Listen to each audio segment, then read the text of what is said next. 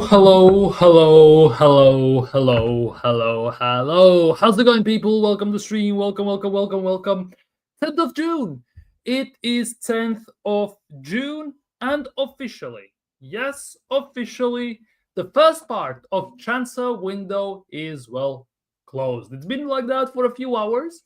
So, yeah, that's about it. Many clubs have done their business. Some are did their business in preparations for Club World Cup. Some of them just did their business just because, they can. Let's just put it that way. And of course, Arsenal arguably pretty much did nothing. However, we got some confirmation that it looks like Zubimendi is actually going to join Arsenal, which is quite insane to say the least, which was dragged out for so long, and it's still not gonna be announced by the looks of things till July, by the way, which is kind of nuts. Besides that, there were some talks about Kepa. He could join, he could not. Go figure if it's that gonna happen or not. So we'll have to sit and wait and patiently and ultimately discuss this and wait for it to be announced or disregarded or whatever. Let's be real.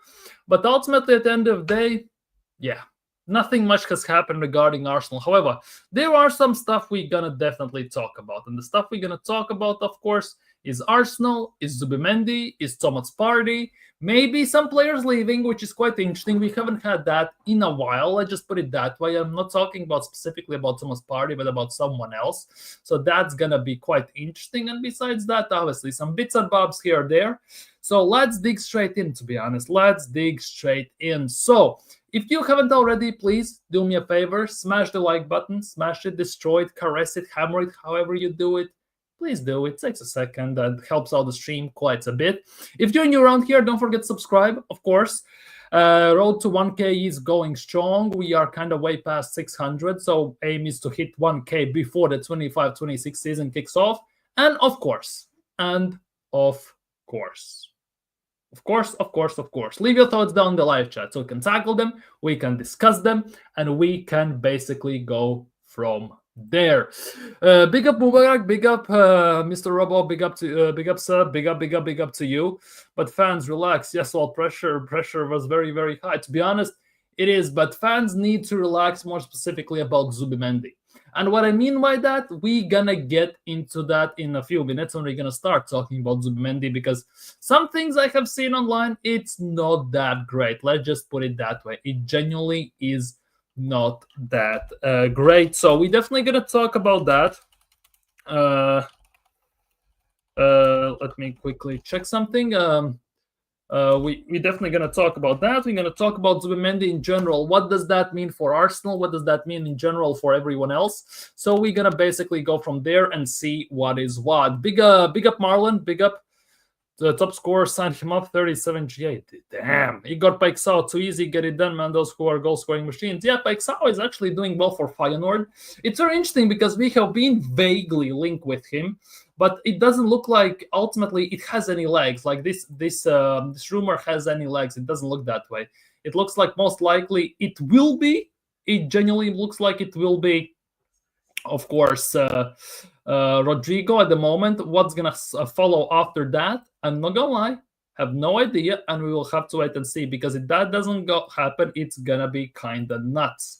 Sesko, we're gonna talk about Sesko as well, of course. Was doing exams, couldn't come watch the stream. Big up to you. No worries. If you mean yesterday's stream, where I had views on sport on the channel, debut for him on the channel and debut for anyone on the channel, because that was the first collab I have done in my life, specifically on this channel, because I've been on Views' channel, I've been on Aaron Talks Arsenal's channel, but this is the first time somebody has come and said hi and basically discussed with me Arsenal on my channel. And we're gonna try and maybe schedule something up, maybe with BBK Sports, maybe with someone else. Time only will tell. Need for him to answer the DMs first. So that's obviously the way it goes. My exams finishes next week. Thank God, no more school. Let's go. To be honest, exams are important. It's arguably the future for you. So don't take them too lightly, of course. We're going to get some goal scoring in the midfield and more goals for us. We need that. We have actually that. We have Manieri, but we don't play him. Like, that is kind of nuts. But yeah, ultimately at the same time as well, there are games happening. World Cup qualifiers is happening. Finland is playing Poland. My nation, Latvia, is playing Albania. So far, it's 0-0. And if I'm not mistaken, we have a penalty. We have a penalty against Albania. So if we score, it could be kind of nice. I'm not gonna lie. We actually could be winning a game. Netherlands are beating Malta 2-0. Actually, can share the screen. What I'm doing here, to be honest, I actually can share the screen. But yeah, the games. Oh damn, that is hella small. But yeah, here we go, games. So now you can see. Yes, you can see the games are happening live right now. Romania is playing against Cyprus. San Marino already losing 3-0 to Austria, and Serbia is 1-0 up against Andorra. So that is pretty much what's happening right now. World Cup qualifiers. My hope is that really soon, by my country's name, there will be a red dot by that 0. And we're gonna score the penalty, unless it's gonna get cancelled. Basically, as you can see, we have a penalty kick. Penalty awarded. Will we score the penalty? Will my country score a penalty and go 1-0 up against Albania? That is the question for the century right now. So time only will tell. What kind of country name? Malta is a very beautiful country, to be honest. If you want to travel somewhere in Europe, Malta is one of those destinations you actually would be advised to travel. It's actually quite nice there, I'm not gonna lie. So definitely you could explore those options. But we're gonna keep tabs on that. We're gonna look at it in anyways. So time only will tell how everything is gonna develop in those games. But now, for now, let me quickly check. So yeah, anyways, let's move on. Let's talk about the proper ones. Does your country have good players? Not as much anymore, I will say that. Not as much. Not as much. We have a penalty. Not as much anymore. We missed the penalty. Isn't that the answer to your question? That answers your question. Who missed it? Gutkovskis or Ikonex? One of them two missed the penalty, 100%. Ikonex missed the penalty. Good job, dumbass. But yeah, we missed the penalty. Strakosha in goal, of course. So that is going well. Good start. Genuinely good start. Do we have any good players like Kvaratskhelia or Mikaltadze or Mamardashvili or someone like that? No, we don't. We have Uldritis, who plays in Bundesliga 3 for Bielefeld. We have Schitz, literally, and I kid you not, his name is Dario Schitz. Like, no pun intended, his last name is Schitz. And he plays in Dutch league, Dutch second league, if I'm not mistaken. We have few players in Serie B, and there are some in Serie A as well. We have someone in lower English sides. We have someone who players who play also for Scottish league for Aberdeen and things like that, but no big names. We used to have big names, like for example Marian Spahars. If you watch the Premier League in early 2000s and stuff like that, you remember he's still a legend at Southampton. We had Maris Verpakolskis, who used to play for Dynamo Kiev, for Getafe, scored even against Real Madrid in La Liga and stuff like that. We have Alexander Staunia, who used to play for CSKA Moscow when they were big and they won the Intertoto Cup or whatever it was called back in the day. But right now, we don't have big players. And by the way, Latvia, Igor Stepanovs, remember him at Arsenal? That was a good deal, wasn't it? Absolutely shit for them. Not gonna lie. Absolutely awful for Arsenal. But he was one of our best defenders at the time. One of the main reasons why we qualified. Only time in our country's history for the Euro 2004, by the way. But yeah, we used to have those. Now we don't anymore. So it is what it is, ultimately. I'm sorry I wasn't born in early 2000, but they look like they had some... We used to definitely. It took a big nosedive at certain stage, especially when the club level went a bit. For example, our main clubs went bankrupt, like genuinely Skonto, FK Ventspils, Liepājas Metalurgs. They all went bankrupt. They are the teams who played against Inter Milan, for example, in Champions League, and seems like they were up there basically playing against big teams. Right now we have RFS. If you know RFS. They beat Ajax at home. They played a 2-2 draw against Galatasaray in Europa League, and they drew against Anderlecht as well. So that was the highlight of last year, I'm not gonna lie. But ultimately, we don't have these big names. We don't anymore. We don't. But I hope we're gonna have. I genuinely hope at some point in my life, I will see our team having some big names, obviously. At some point, because we have some talents. They don't play, obviously, in Latvia. They're developing abroad. So maybe at some point in the future, we will see some in general, because if you play FIFA, you have seen some Latvian players, 100%. There's no shadow of a doubt about that. If y'all had Mikhail Tzadze, Kvaratskhelia, or Guler, y'all would be cooking. No, we wouldn't. We genuinely wouldn't. We are not that good. We are not that good. My national team is not that good. We used to be, but we are like 143rd or something in FIFA rating. We are currently 138th. 138th in FIFA rating. When we were good, actually, that was our highest rating, and we were 45th in the world. We were 45th in the world. That was when we were in Euros and everything. So that was the highest climb we have ever had. We were, and late 2009, when we were in Champions League, Europa League, and we had the proper club levels. After that, it's been, genuinely, we have just gone downwards and downwards. And especially in the last 10 years, you could even argue, we have been in between 120th to 140th, in between those places. So we are not that good. Let's just put it that way. We genuinely are not that good. We need more than just one player. We need about 5. And we need also a proper manager, because we have Nicolato from Italy at the moment. And it's a very interesting one. For the first time in our history, we are playing 3 at the back. So that is also very, very questionable situation going on. So I guess it is what it is. The source from Real Madrid say never actively pursue the situation. Zubimendi expected to join Arsenal. Yeah, they are. Arsenal. Zubimendi is joining Arsenal. And we can actually kick things off with that, because why the hell not? Today it got fully announced. It was by The Athletic, by Ornstein, by multiple sources. It got actually properly announced that Zubimendi is joining Arsenal. He's going to join up with the team, basically, for the preseason. And obviously the deal is not going to fully, I assume, get announced as they talk until July, just so help out Sociedad for the books and everything. But yeah, Arsenal will pay a total of £55 million for Martin Zubimendi, which is 4 million more than its release clauses. And it sounds kind of nuts, but apparently Arsenal have agreed with Sociedad to pay the thing in installments. And from what I have gathered all over the social media, because everyone said a different thing, the common predominator in this, that the installments apparently are going to be, and I kid you not, 5 times 11 million, which is quite nice. I'm not gonna lie, 5 times 11 million. If you even spend it over 4 quarters, it actually kind of balances the book for us to make some bigger signings. So that now is the expectation, that with this money saved, also the fact that we are not buying 25 million Juan Garcia, right?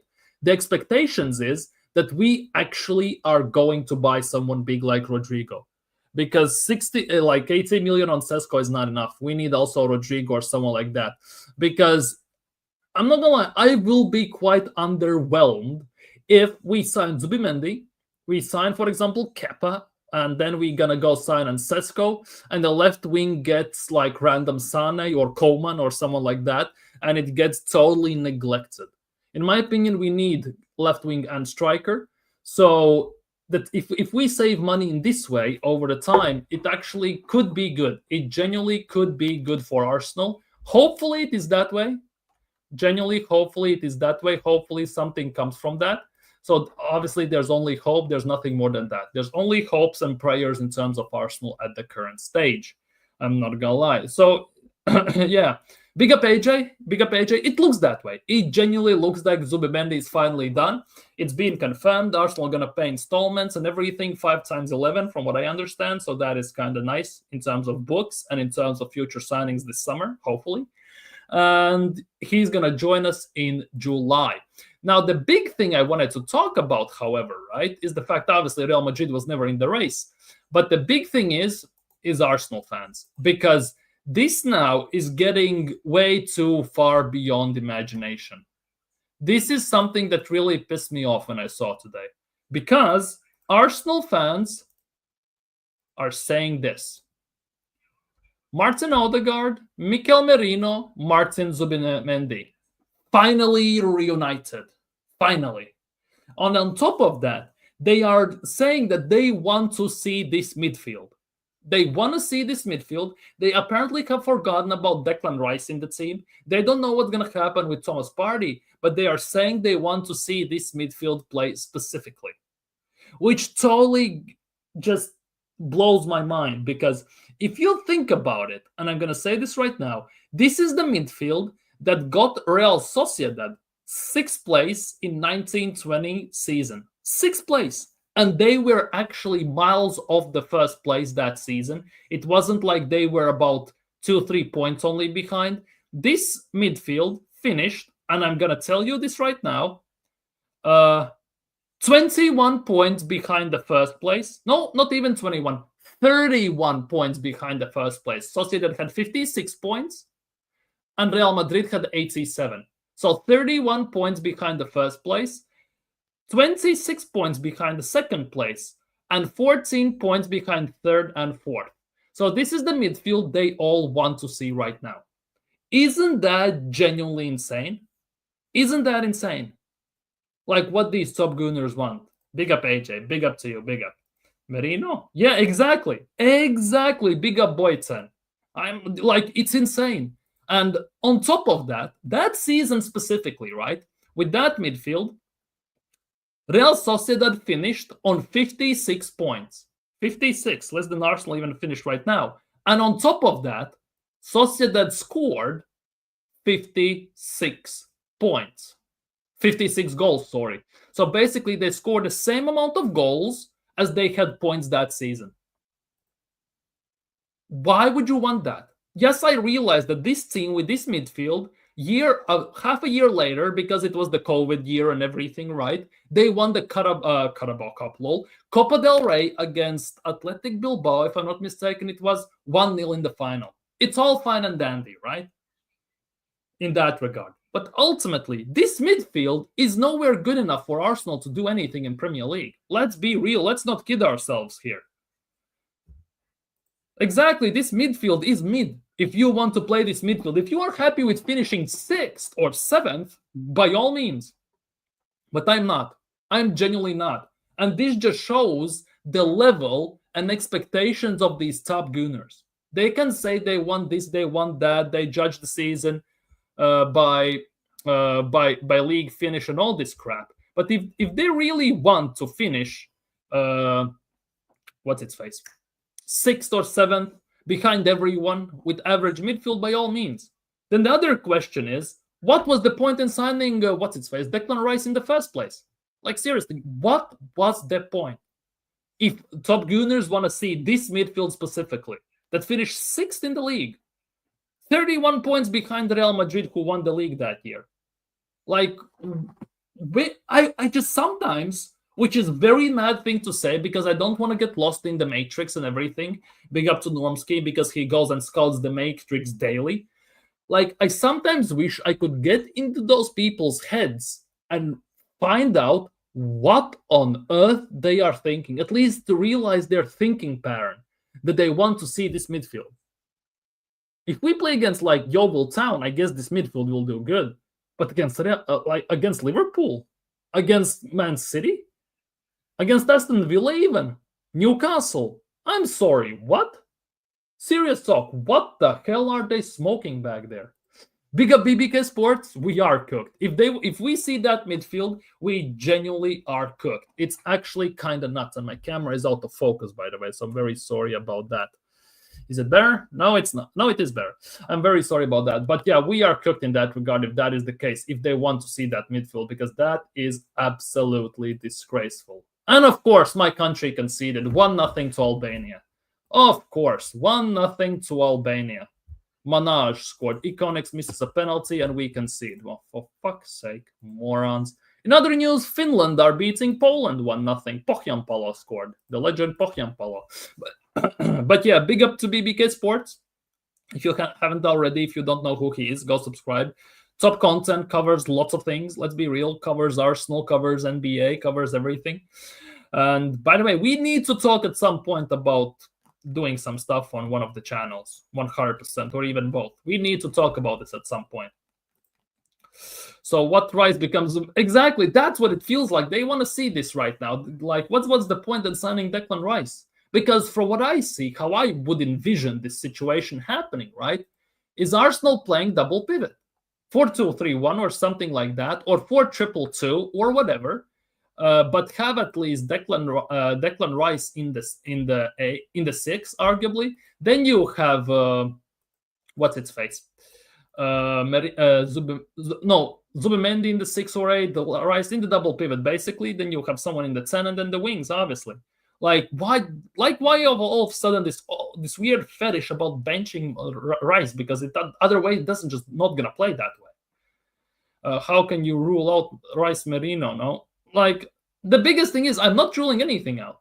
They are ruling out Declan Rice only. Because the midfield of Real Sociedad that year was I think Illaramendi also was there, but in the midfield was Merino, if I'm not mistaken, Zubimendi and Odegaard, and they want to bench Rice. I don't get it. Let's just put it that way. Well, that 6th or 7th might actually get Arteta sacked. Will it? Genuinely, will it? And I don't want to go back there. I don't want to be in Europa League because, again, we are not going to win the Europa League, even we are there. Although maybe with a better manager, who knows? I think Merino is the backup. It will be Odegaard, Rice, and Zubimendi. It looks that way. And ultimately, it looks that way. The midfield is going to be Odegaard, Rice, and Zubimendi. The question is, we are still one midfielder short, in my opinion. Obviously, we extended Lokonga's contract, so that already sounds a bit nuts. But will he play? And if he doesn't play, and Partey leaves, I still believe we need another midfielder. We are still one midfielder short, which is not a great sign in general. If Partey stays, however, then again, it's a question to Mikel Arteta. Who and how he's going to play. Who he's going to drop. Zubimendi, Partey, Rice. If Partey wants to be a backup, okay, cool, I'm fine with that. But if it's a proper contract, it depends on the salary and everything, because Partey has come out and said, this is the latest. Where is the Partey news? Because I had it basically saved as well. We need to talk about this. Because Partey, arguably, at the moment, is one of the biggest mysteries we have as an Arsenal club, as an Arsenal football club, because we don't know what's going to happen there. We don't know what's going to happen with Thomas Partey, obviously. And this is the biggest thing right now. Thomas Partey talked to Ghana Soccernet, and he said that the most important thing is being happy where you play. At this stage of my career, my next move must balance ambition, family, and, well, security, as he says. I'm an Arsenal fan too, but it's up to the club, my agent, and me to decide. For now, I just want to enjoy my football. And I kid you not, this talk, the way it's been phrased, worded in this specific interview, sounds like he could leave. He doesn't mind leaving. If he gets proper money, if he gets proper game time, some guarantees, he's all open to leaving. And now, if you take into consideration that Barcelona apparently would be interested in him, maybe Saudis would be interested in him and everything, it's starting to look pretty scary. Because if we let go of Thomas Partey, again, we are quite short. We are short one player in the midfield, aren't we? Big up, why not? Big up, hope you're doing well today. It's not looking too good. It genuinely is scary hours.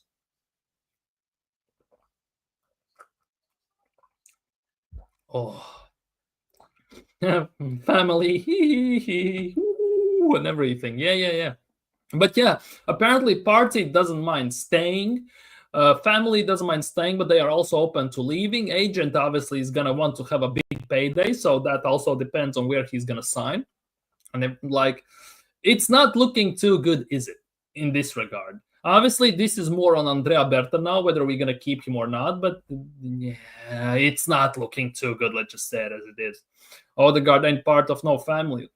You cannot say that. Let's be real. He has a family. He has a wife. I don't even know, wife or girlfriend. I think it's wife. A kid. Technically, he's part of Arsenal and he's part of the club. I wouldn't say family, but part of the club and everything. So he technically has some. Definitely, he technically has some. So ultimately, yeah, it is what it is. Security. Partey is in the right club. He's in the right. To be honest, it is. No more security than from Top Gunners, is there? No other fan base is going to provide him with such security as the Top Gunners. Based on how this fan base is protecting Arteta and some players, genuinely, he is not going to get better protection. Seriously. Top Gunners should basically throw their money together and start producing, I don't know, Top Gunner condoms or something. 100% guarantee safety or something like that. It's actually kind of insane if you come to think of it, but hey, I guess it is what it is at the end of the day. But yeah, it's a bit scary hours. Let's just put it that way. It is a bit of a scary hour if you are looking at that at everything that way. I'm not gonna lie. Some other news what involves Arsenal obviously are looking still for another defender. Whether it's a left back or center back obviously remains to be seen. And the latest report suggests that, for example, for Saliba's backup, Arsenal apparently are exploring potentially a move for Marc Guehi, right? Arsenal, if Arsenal enter to defend Marc Guehi, one player high on their list is Marc Guehi. That's if they want a defender. The big issue with this is, though, it's a World Cup year, obviously. And Marc Guehi will want to play in the World Cup for England, like stands to a point. Let's be real. But at Arsenal, he's not going to get the game time, which means he will be at risk actually to playing for the national team. Hence why I think this deal actually would not be the smartest one. For me personally, sign some seasoned veteran maybe, or somewhat Premier League proven, very solid, above average center back, right? And go from there like Anderson from Fulham or someone like that as a backup for Saliba, and just move on at the end of the day. Just move on. So that is also the case. I realize that we want to go for the best, just and also in case if Saliba just pieces the scene at some point, which also obviously seems quite inevitable in that regard at some point. But yeah, the biggest thing is we have to act quickly because there will be teams that are gonna try and get him. Because I can see Newcastle maybe going for him. United also might be going for him. I'm not gonna lie, even though they have Yoro, Heaven, Harry, Maguire, the fridge, and everything, they still might go for him, especially if they start playing three at the back. Next season, we need to see double pivot on the pitch. Yeah, 4-2-3-1, 100%. Either we play 4-2-3-1 or we tried playing three at the back, like 3-5-2 or 3-4-3 or something like that. We need to see something different. That is 100%. And if you're very willing, if you want to play Rice and Zubimendi together, then you have to entertain the idea of playing double pivot. Although at the same time, you can play a Rice as a 6, like play him as a 6 as David Moyes used to play him. Because Arteta is trying to mold as well Declan Rice in a player that he doesn't have, in my opinion, the necessary qualities to be at. I realize that he can do that left 8 decently and very good many times as well, but it's also to a certain degree. You can see that at times he is lacking some situational awareness, some technical ability, some spatial awareness and stuff like that. You can definitely see that, right? But if he has a double pivot, if he has a backup next to him, he actually is very strong. And the more, for example, he plays in double pivot, let's just say 4-2-3-1, for example, with Partey next to him, he looks much more confident, much more secure, and he actually looks much more threatening in general. So if we look in that regard, we definitely need to figure something out, because leaving Zubimendi alone as a 6, that is just not going to work. Leaving Rice as a lone 6, it can work, but we have also seen what happens when it doesn't work. We have seen that when Partey hasn't played and we put Rice as a lone 6, since he doesn't have the practice there anymore, since he has joined Arsenal, and Arteta has made him absolutely ditch that situation, that position. It is very worrying, I'm not going to lie, because over time, obviously, you tend to learn new things and you forget the old ones at times. So it is a bit of a worry. Of course, Partey's a fan. It was brilliant play, Don Robbie welcoming Partey. Not sold on Guehi. Like, for me, Guehi, the biggest thing is, like, he wants to play and we cannot provide with that at the moment, right? Same thing is, if at some point, right, if at some point we sell Saliba or he leaves for free, one of the other, let's just say at some point that happens, I'm not gonna lie, Marc Guehi also wouldn't be my first choice to replace him with. Like, I'm going to tell you that much. For me, for example, Bastoni would be one of the first options that should be on top of the list to actually try and do so. You can maybe put an argument for Diomande, maybe, and some other players, but definitely Marc Guehi actually is not the first option in my books to replace Saliba if he actually was bound to leave at some point in his career, Arsenal, and go to Real Madrid or whatever. I'm not going to lie. In my opinion, Rice and Zubi maybe is a single pivot. You want to see that, or you think Arteta is gonna play that way? Because I think we gonna most likely see one of them being as a 6, another one going upwards, right? I think we're definitely gonna see that, right? But for me, specifically, how I want to see it, it is in double pivot. Let's just put it that way, because Arteta definitely is gonna use them one in a single pivot most likely. I much would prepare them to actually see in a double pivot, 100%. Adds more security in general. My thing with Guehi, how is he defending a high line for defending high line for life, man? Yeah, like there are some questions to be answered. No matter who we gonna sign, definitely there will be some answers. Obviously, since not, I cannot say we, like, since many people watch Premier League exclusively or Premier League much more than other leagues, obviously there will be bigger opinions and stronger opinions on certain players that come from Premier League, right? For me personally, I would actually entertain possibilities of, for example, Bastoni, without shadow of a doubt. I would entertain the idea of maybe again Diomande, as I said before. There are like, if we go through other leagues, if like, for example, Bundesliga, also they have some good center backs. I'm not sold on Upamecano because he's a bit of a donkey many times, so I'm not sure about that.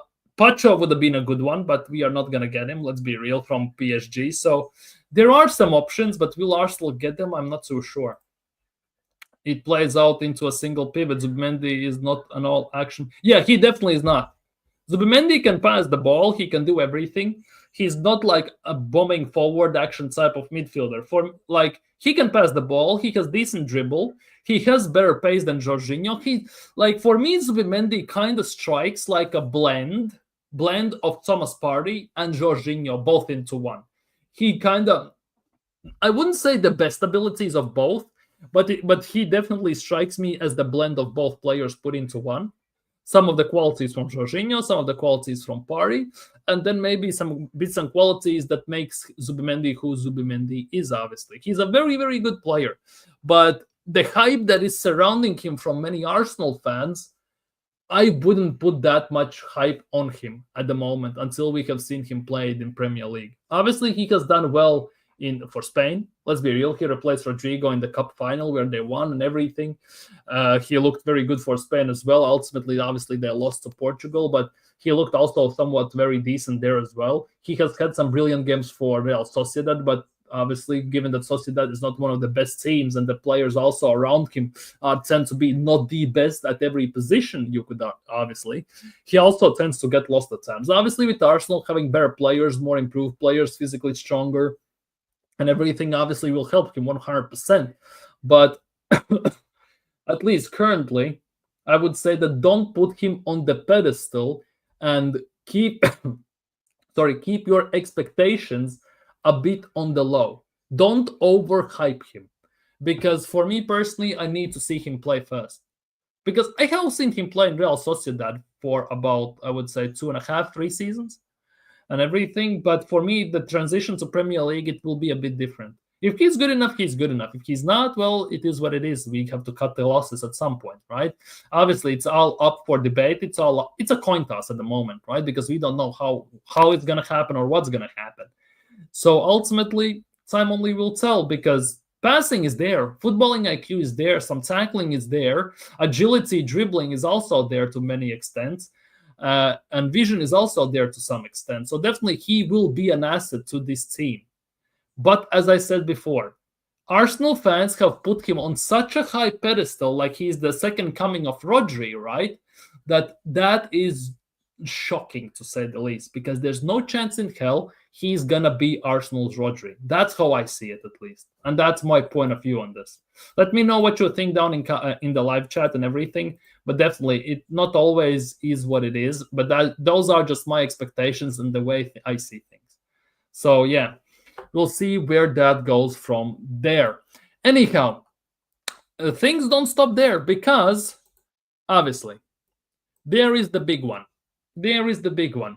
One of the biggest black sheeps, let's just put it that way, of Arsenal still is the striker situation. We still haven't signed a striker. It's been quite a long time. It's been quite a long, questionable time as well, to say the least. And now I don't know what to expect. Let's just put it that way. I watch La Liga too. I think he's a run-of-the-mill Spanish 60 million is 20 to 30 too much. For me, Zubimendi, we are paying 55 million in installments over 5 years, apparently. That basically on average it comes about 11 million a year, right? For me, Zubimendi is about 40-odd million player, right? 40-odd million. Similar, something like that. I definitely wouldn't say that he's the 50, 60 type of million player. If he proves me wrong, I'm all cool. Same thing, for example, for Declan Rice. Personally, for me, is he a 105 million player? No, he's not. For me, he's about 60, 70, definitely not 105.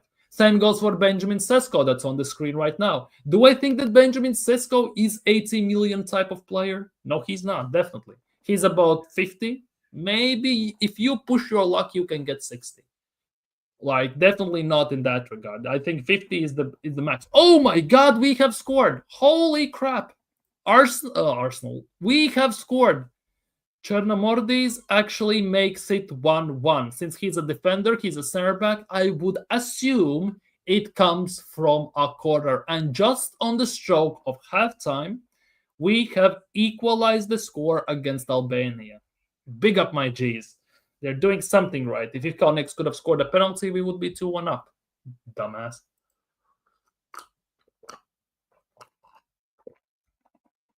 You could argue that Marc Guehi definitely is a market opportunity, right? At the same time, Guehi plays for Palace. Palace are in Europa League, right?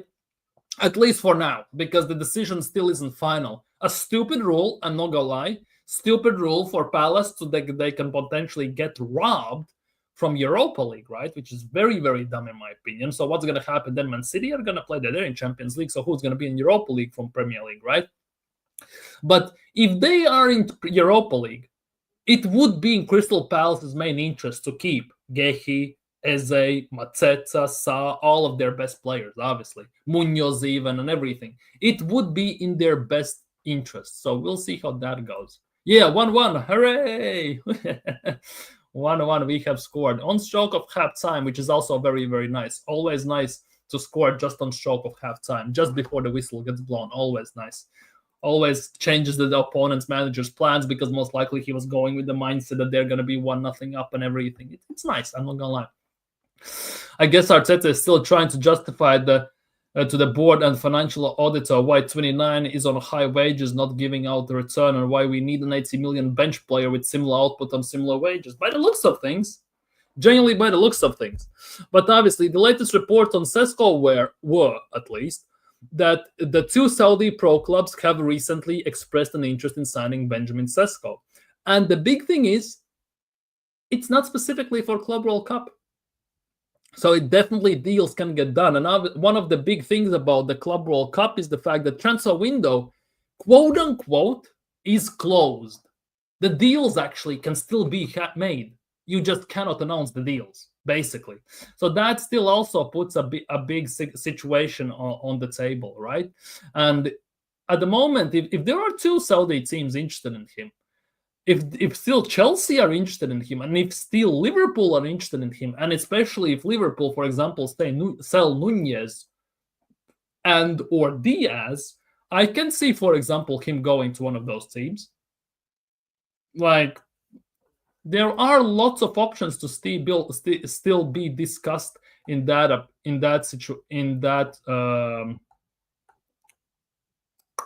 manner. Let's just put it that way. In that manner, let's just say it like that.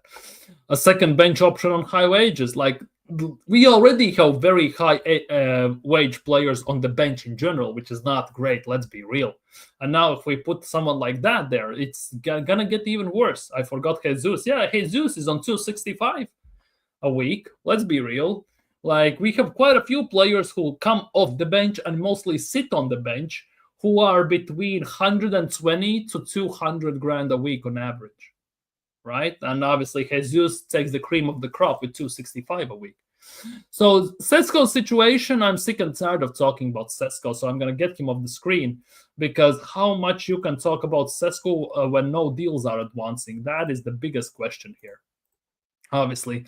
But I mentioned in the beginning of the stream, by the way, yeah, obviously, I mentioned at the beginning of the stream. If you haven't already as well, please do me a favor and like the stream, because it shares the word around, helps the stream and everything. Subscribe if you're new, aiming for 1K as by the start of the season, of course, and everything. Leave your thoughts down in the live chat. But there could be some light at the end of the tunnel, potentially. Apparently, according to Polymarket, with the possibility of Theo Hernandez leaving AC Milan. Obviously, Theo Hernandez, from the recent reports, has rejected the offers from Saudi, and he is very, very interested in returning to Atletico Madrid. Those are the talks at the moment going on. And if he would leave Atletico Madrid, according to the leaving AC Milan, because AC Milan finished 7th or 8th in the league, and they don't have no Champions League, no Europa League, no Conference League, no Europe whatsoever. So they are trying to get rid of some players, by the looks of things, because apparently, what's its face, Leao is available. Some other players might be leaving. But yeah, apparently, according to Di Marzio, the Rossonieri's are evaluating a move for Alexander Zinchenko, which is quite interesting, because the last time we heard something about Zinchenko was about a month ago. And that was when he got linked with Borussia Dortmund. It's been quite quiet period in terms of Zinchenko moving or anything. And now, according to reports from Italy, apparently, if Theo Hernandez leaves AC Milan, they're looking him as a replacement, right? Return Kepa, get Mike Maignan as a replacement in the switcheroo. That means Raya becomes the number 2, in your opinion? Because Mike Maignan actually would be the starting goalkeeper. That, for me, is the other thing. For me, Mike Maignan would be the starting goalkeeper. He has his bozo moments, but overall, he's a very good goalkeeper. A bit injury-prone to my liking, I'm not gonna lie. But speaking on Zinchenko, right? The biggest problem with this is, right, we kind of are losing midfielder / left back. Obviously, for me, I don't want to see Zinchenko at left back whatsoever, so let's scratch that. But we are losing Zinchenko as a midfielder. He played 2 games as a 10, still did better than Odegaard the whole season combined to some extent, and he can also play an 8, which he basically plays for his national team, number 10, number 8, right? And if we lose him, we lose another midfield option, which now again puts us in a bit of a pickle. Because if we actually think about it and we play, for example, even Skelly in the midfield, our left-back options are, well, pretty much non-existent. Because for me, Calafiori, he needs to improve drastically and dramatically in the defensive side of things for a left-back to be their out-and-out left-back. Unless we switch to 3 at the back, for example, and we play him as a left-sided center-back or as a left wing-back, I don't see Calafiori working ideally for Arsenal whatsoever. Plus, he's very injury prone, which at the end of the day means that once he gets injured, we have no left back, unless we put Skelly back there again. So that is a big worry. Exactly, Calafiori's positioning is atrocious defensively. Going forwards, actually, he is quite dangerous. He can whip in a decent cross as well, by the way, with some venom behind it. He can score some goals. Defensively, it's worse than Zinchenko to some extent. I'm not gonna lie. It is worse than Zinchenko. And Calafiori is like, what, 6'1", 6'2"? And you would think he is strong, but he is not. He gets out-muscled on quite few occasions, to say the least. And he's quite clumsy as well, by the way, because he was injured how many times for Arsenal this season? 4, I think, or 5? And about 2 or 3 of those injuries came while he was alone. He just slipped on the pitch or something like that. Like, you don't see that happening too often as well. One was when he was with Italy on international duty. Once was at Arsenal. Build good relationship with AC Milan. Sounds like Arsenal thing to do, I'm not gonna lie. Let them battle it out. It's an elite sport. Exactly. Let them battle it out. The thing is, though, I don't want this to turn into another Ramsdale-Raya situation. That, for me, is the biggest worry, because let's be real. Raya was the shiny toy Arteta wanted even before we signed Ramsdale, because we signed Ramsdale because we couldn't get David Raya. As soon as Raya became available, Ramsdale got binned. And if we sign Mike Maignan, it means, for example, again, Raya gets the boot. He has to get sold. We need to get another backup. And that means that our Arteta will have to sign about 15th or 16th goalkeeper in his 6 years while he's been here. What kind of business is that? Like, seriously, he has signed 11 or 12 goalkeepers in the 5 years he has been here. In December 19th, it's going to be 5.5 years. And there's a possibility he will have signed about 11, 12 goalkeepers while he's been here. He's changing goalkeepers more than some people change socks, what it feels like, at the same rate, pretty much. Like, that is also not good business. Think about it. How much money is being wasted on goalkeepers alone? Like wages, signings, and everything. It's like nuts. Raya Ramsdale was no jam apart from the fans heckling Raya. Yeah, that was wrong. Because when we signed David Raya, I said that I rate David Raya more than Ramsdale. And I thought that by February or so, right, Raya is going to become number one. I didn't expect it to happen pretty much instantly. That is the only thing I'm going to say. Obviously, Ramsdale didn't help himself in that situation in the interview with Ian Wright, saying that he can't focus, he follows the pigeons around, and he winds up the fans and all that stuff. And he needs to do something just to keep the focus. He cannot focus for the full game. He gets distracted, and then he has to refocus again by doing something. That was his own doing. He basically shot himself in the foot in that situation, right? But hey, it is what it is. Market opportunity, 100%. Mike Maignan is market opportunity, but Arteta preaches market opportunities, going out to get the best deals, way to see what's available on the market, and when the opportunity arises, to seize it, to grab it, and inject it, and all this stuff. And ultimately, he never does. Let's be real. Didn't do it with Kvaratskhelia, didn't do it with Marmoush, didn't do it with Tony, didn't do it with Dovbyk. He didn't do it with any one of those players that were available, the big players. So ultimately, he's a liar. Let's be real. But hey, that's a completely different territory, and I'm going to hurt many fans' feelings. Genuinely, I'm going to hurt many, many fans' feelings. Because today as well, by the way, I released a short and TikTok, right? And on YouTube short, I got a comment. I don't know if the guy has deleted it or not, but he said that, look at yourself. You basically are making a living of hating on Arteta. Go get some help.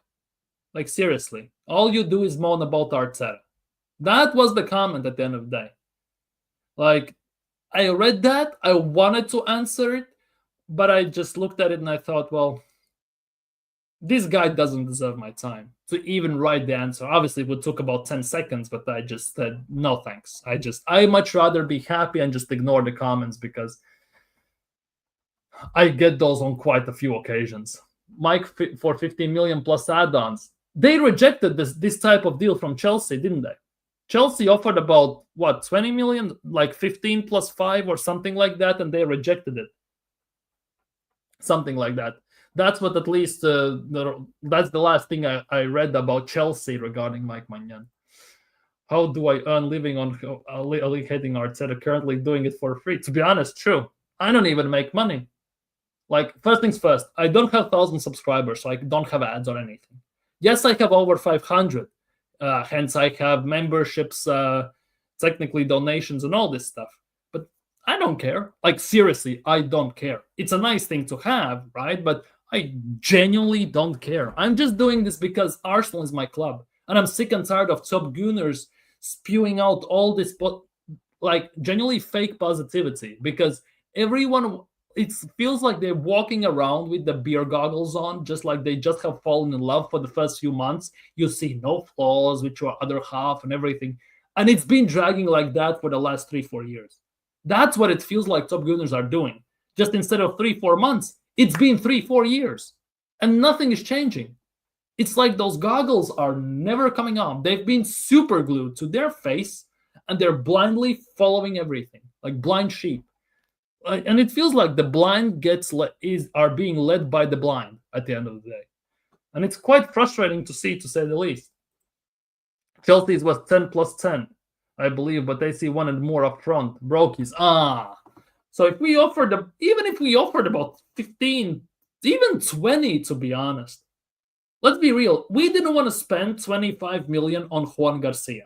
Andrea Berta said that he would allocation of funds could have been done more wisely to more necessary positions. Let's just put it that way, right? And if you save those 25 million not signing Juan Garcia, right? Why not spend those 25 million on Mike Maignan? Proven, winner, and everything. Let's be real. Why not do that then? Like, but the thing is, though, for us as Arsenal fans, we see it this way, and it makes sense to us, for example. For Arsenal, it makes no sense. They don't want to do that. That is the big weird situation that is surrounding Arsenal in this regard. I'm not gonna lie. So that is another story that needs to be discussed sometime on the stream. Whether I will do it alone at some point on the stream, or maybe I can have somebody on or something like that to discuss these situations. That would be like that. So we'll see how that goes.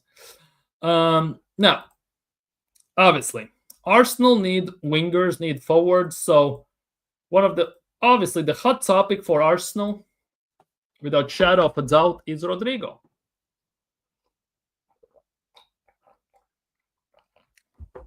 And personally, obviously, I would take Rodrygo at Arsenal in a heartbeat. There's no shadow of a doubt. I think there isn't an Arsenal fan in the world who wouldn't take Rodrygo. That's how at least I would like to think so. If someone prefers someone else, it better goddamn be a better player than Rodrygo. Like, and there are not many. So you better name the right players, right? At least for me personally.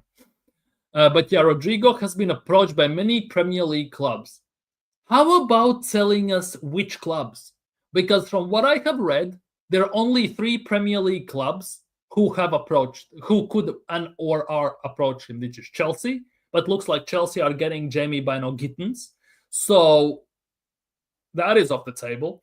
And the rest of the 2 are Man City and Arsenal. I don't see too many. 3 are not many. For me, at least, in my opinion. 3 is not many. AC have a few we could do with Romagnoli, center back. Romagnoli, like, when he just burst on the scene, he was a massive, massive talent. If it's that Romagnoli, I think. Or is it the other one? Yeah, it's that Romagnoli. He's now 30, by the way. I remember when Romagnoli was about 22. Like, he was such a high prospect. But he plays at Lazio. You mean that Romagnoli? Or am I tripping? You mean the center back? He plays at Lazio right now, though. Romagnoli is Italian professional who plays as center back for Lazio, an Italian national team. Yeah. That's that Romagnoli. He doesn't even play for AC anymore. I remember him at AC Milan. That's why I thought he's still there. Like, you can just see how many these Italian players move around. But yeah, Rodrygo, obviously, Arsenal like Rodrygo. They would love to have a Rodrygo. Will they get Rodrygo? That is completely different story. And I have no idea whether that is going to happen or not. But given how Arsenal are moving, in my opinion, signing a Rodrygo is a must. Even if you sign Gyökeres, in my opinion, Rodrygo is still a must. If you sign Sesko, still Rodrygo is a must. Not even to mention, if you don't sign a striker, Rodrygo is the bare minimum I expect at least. And then you have to sign someone like Mateta, someone like Dovbyk, someone like Morata, or someone like that. A difference, you have to sign a striker. Because I'm not going to survive another season without a striker. I heard Martin on Hossam's channel say he's confident in Sesko, but not Rodrygo. So basically, confident that Sesko is going to join Arsenal, but not Rodrygo. That is the case. For me, at the moment, everything basically is leading on Rodrygo. I think depends on Club World Cup. Because Rodrygo is with the team at the Club World Cup. If I'm not mistaken, just before or just after Club World Cup, Rodrygo is going to sit down with Xabi Alonso and discuss his role at the club. And apparently Rodrygo wants more important role, and more specifically, he wants that role at left wing, in the position where Vinicius Jr. plays. And based on the last years, obviously the whole time, to be honest, they have been there, Real Madrid prefers Vinicius over Rodrygo on the left 100%. Even Mbappe plays left wing more than Rodrygo at times when he drifts out wide and stuff like that. So that is again that is a weird situation happening as there. You could even argue that Real Madrid have three left wingers up top because Rodrygo is a left winger, Vini is a left winger, and Mbappe as well to some extent is a left winger because his career started out there. So it's an also very interesting one. Mbappe striker / left winger. So that is an also different situation happening at Arsenal. At Real Madrid, not Arsenal. So it's very, very interesting how things are developing, and I'm kind of interested. What will Arsenal do? What will Arsenal do? In some sad news, there are some sad news today as well. I'm not gonna lie. There are sad news today. And for me, those are sad news. Tierney, lad. He has gone back to Celtic. Such a shame. Mikel Arteta absolutely mistreated the guy. I'm not gonna lie. Such a bloody shame. Sorry, my camera is doing a bit of a mess here. What the hell is this? Yeah, like this. Why does it have this white thing on? There we go. Yeah, Kieran Tierney has joined back to Celtic. Such a shame. I wish Mikel Arteta had a brain cell how to use him.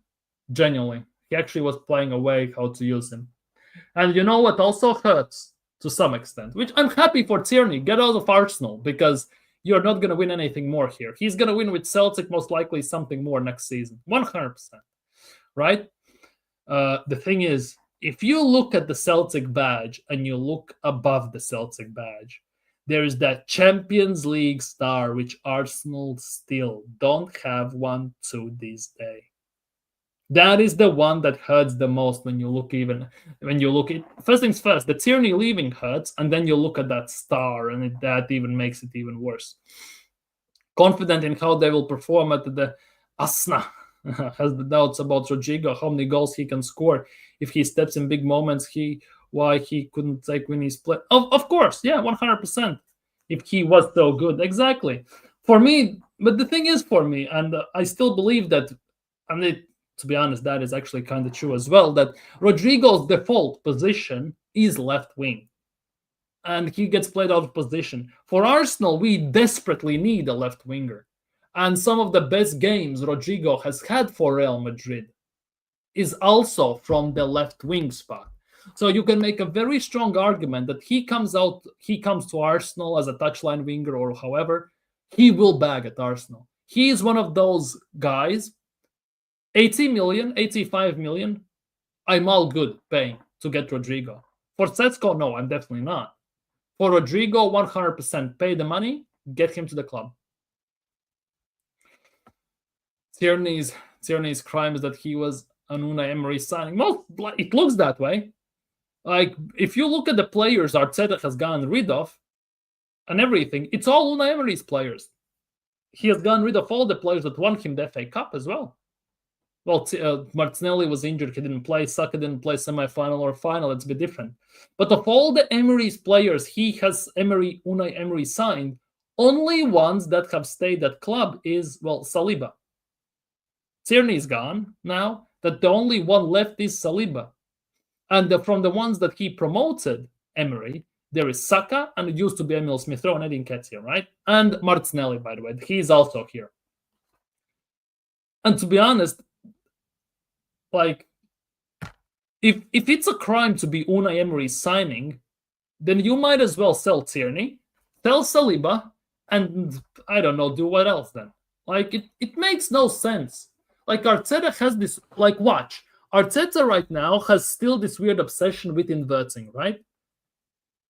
If he stays here for afterwards, after 25-26 season, or even this season, by the way, you know how pissed off I will be, and a huge part of Arsenal's fan base will be, if Arteta will change his tactics once again, which could happen, let's be real, and he stops inverting and he starts to overlap and do all this stuff right now.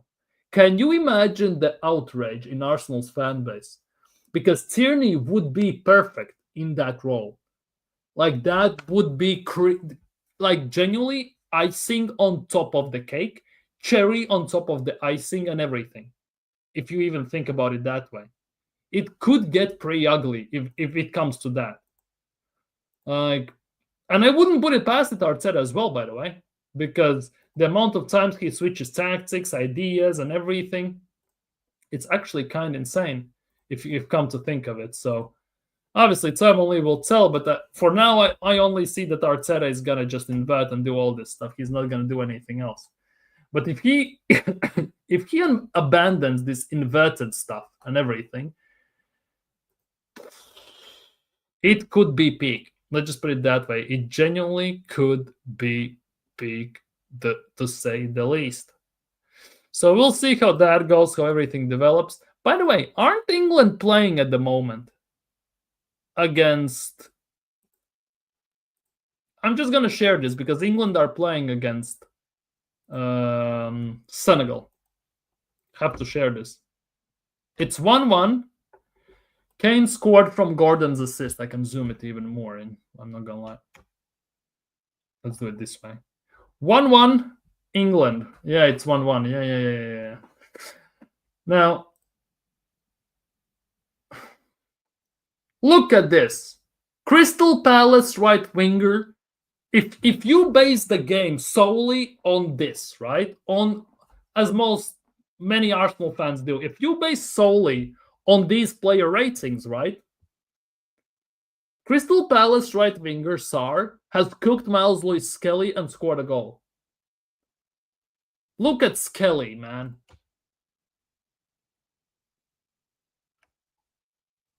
Wait. Like, it's not looking too good, is it? People say, I'm not watching the game. People say that Kyle Walker is having a stinker. But look at Lewis-Skelly. Like, that is nuts.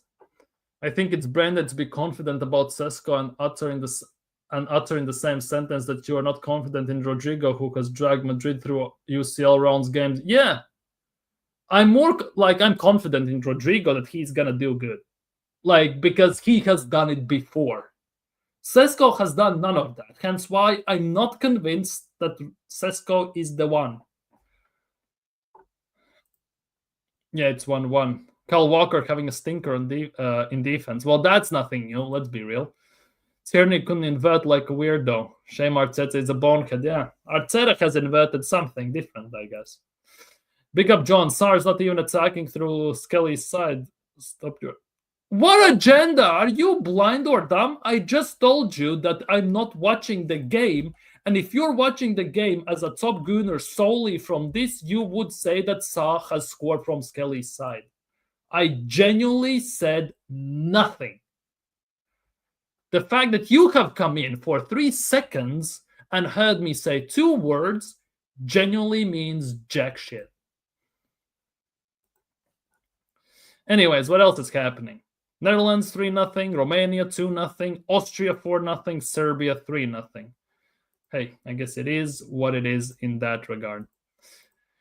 But yeah, big up Hyper. Hope you're doing well today, my guy. Hope you're doing well. Big up Hyper. But yeah, this transfer window is gonna be bare long. I'm not gonna lie, because the transfer window at the moment, like, it's where is it? Here we go. I wanted to share this basically. This is what I wanted to share. Transfer window at the moment is closed, right? Well, technically closed. You couldn't even say that it's closed.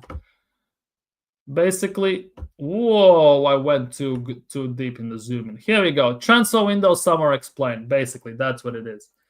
Get it wrong. And I'm back. What do you mean? England getting voted? Yeah, Senegal actually have a very good team if you think about it. Senegal actually has a very good team. Like, serious talk. If you look at Senegal's side, the lineup, right? They have Mendy in goal, Diatta as a right back, which is weird because he technically is a right winger, more or less. Koulibaly, Niakate, that's decent. Diouf as a left back, also decent. Kamara, Idrissa Gana Gueye, and Diarra as a midfielders, very solid, very good. Dai on the left wing looks very good, to be honest, from Everton, right? They have Action Jackson up top and Sarr on the right wing. It actually is a very, very good team. I'm not gonna lie. And even if you look at the bench, they have Dia from Lazio, they have Guehi from Villarreal, Jacobs from Galatasaray, Mendy from Nice, and everything. They actually have a very, very good side. They have very good players, good talents, and everything. It's not like Senegal are some scrubs. They always have had some good players in general. Like if you want to look at it that way. But yeah, anyways, transfer window should have most likely opened stream with this, but hey, it is what it is. Transfer window closed today at 7 p.m. ahead of Club World Cup. So basically, it closed 2 hours ago, a bit more than 2 hours ago, right? It's gonna open on June 16th, and it's gonna be open till the 1st of September. So it's gonna open, and then it's gonna be on June 16th. It closes for a week, which is very random. I'm not gonna lie, it's very random. Like, I get that you, as it says in the next statement, in tournament registration period from June 27th to July 3rd, and of course, clubs can still announce deals when window is shut, but can't register them until it opens. So until basically June 12th, 16th, you can still make deals, but you cannot just register them at the end of the day. Which is very weird. Why on earth it has to be shut?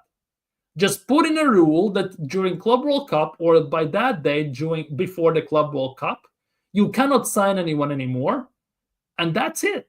And leave the window open. It's not like the whole footballing world is going to the Club World Cup. Like, seriously. And on top of that, to be honest, FIFA are complaining that there is not enough tickets bought for the Club World Cup, right? Which makes things actually even worse because it's in USA. Nobody wants to go there. Which is kind of ironic, isn't it? Anyways, anything else?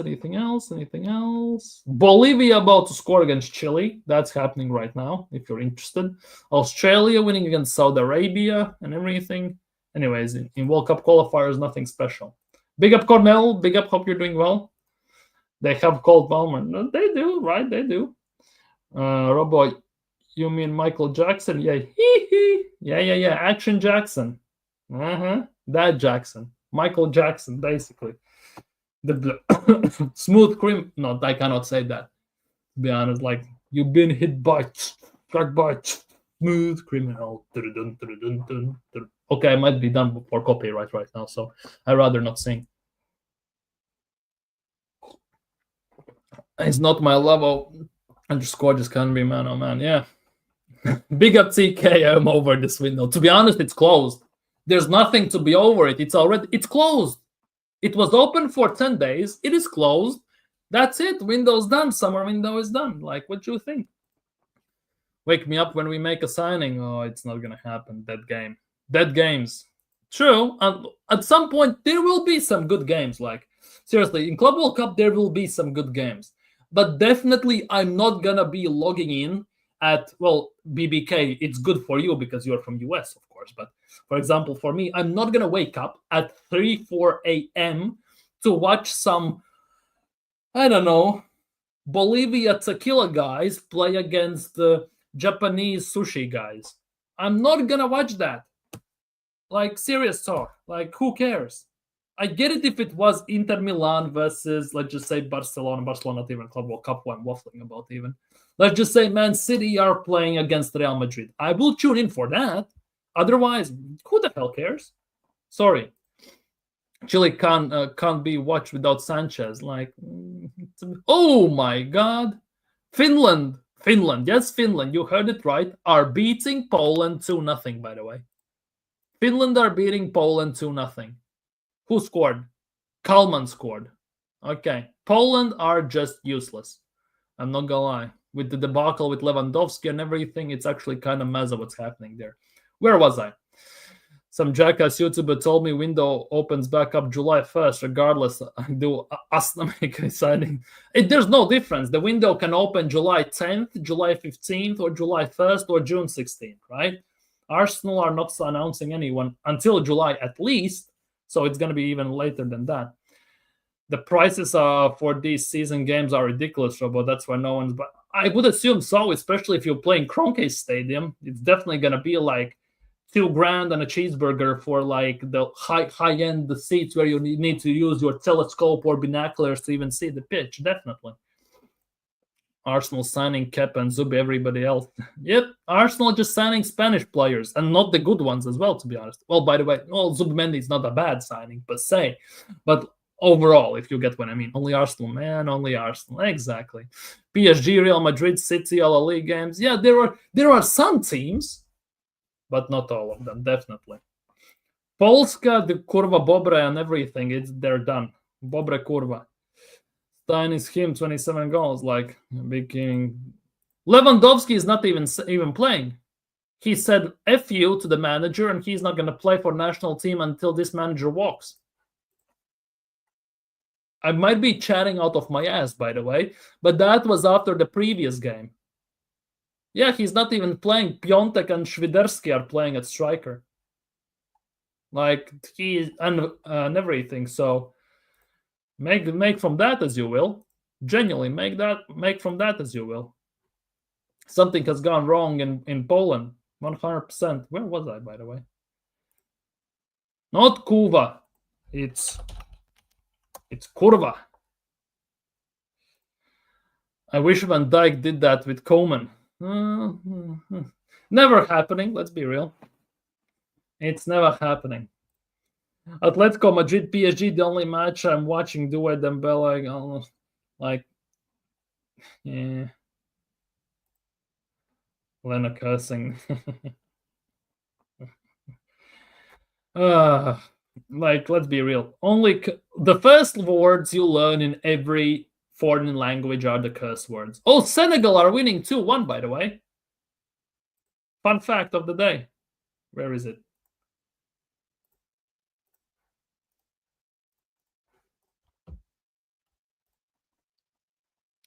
Senegal 2-1. Diarra scored from Koulibaly. So wait, hold on. Diarra is the right back, no? Oh, that Diarra midfielder scored from Koulibaly's assist. England are getting done over. To be honest with that's not even the best team. Let's be real, but yeah. Yeah. It is what it is. Stein?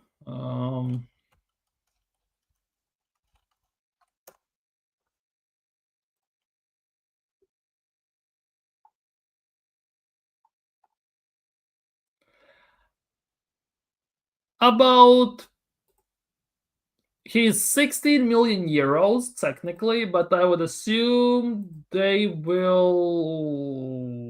wait. They will ask 16 million euros, so most likely they will ask since he's not even gonna move. He has signed from Twente to Feyenoord. Just now, in this window, he has signed from Twente to Feyenoord, so he's not moving even, by the way. He just signed. This is one of those deals that he has signed for Feyenoord for 10 million. For 10 million, he has gone from Twente to Feyenoord, so Stein is not even moving. Stein is not moving even, by the way. So that is not happening. Your Stein is staying in Eredivisie. Dye is underrated left wing from Everton to some extent, 100%, to some extent, yeah. I can see that, definitely. Oh, Poland scored. Kivior scored. Marlon is about to cream in his pants. Kivior scored for Poland. Marlon is about to go nuts in the chat in about 3, 2, 1. And it's gonna go nuts. Anyways, I think on that note, I'm gonna end today's stream. So if you haven't already, please do me a favor, like the stream, subscribe if you're new around here. if you're watching this a playback, leave the comments down below. 100%. Kiwi is right. He has still conceded 2 goals, but he is right, I guess. He has scored. He's carrying on the form from what he picked up at Arsenal during the end of part of the season. But yeah, but for today, I'm sad. Well, to be honest, first things first, by the way, they need to replace him anyways. They needed to find a striker since they lost Santiago Jimenez to AC Milan. They needed a backup. They needed a proper striker. Now with Paixão there, and Timber in the midfield, unless they move this summer, Timber and Paixão, it actually could be quite good for Feyenoord. Thanks for the correction, Mr. Bigger. But yeah, as I said, for today, I am signing out. Big up to you all. Take care. Stay safe. Big up Marlon. Why not? TKA. Who else was here? BBK. Big up to you. We need to link up at some point. Definitely, we need to link up. Big up to Cornell, Kenya Gang, and all that. Hyper Protagonist. Big up everyone. You have been fantastic for today. See you all tomorrow. See what tomorrow brings. Maybe tomorrow we're gonna do a different stream because let's be real, Arsenal are not signing anyone tomorrow. And no new links are going to come out. So definitely going to maybe look at that. But for today, I'm signing out. So take care. Stay safe. Have a nice evening. See you all tomorrow. And have a nice day tomorrow as well. Big up to you all.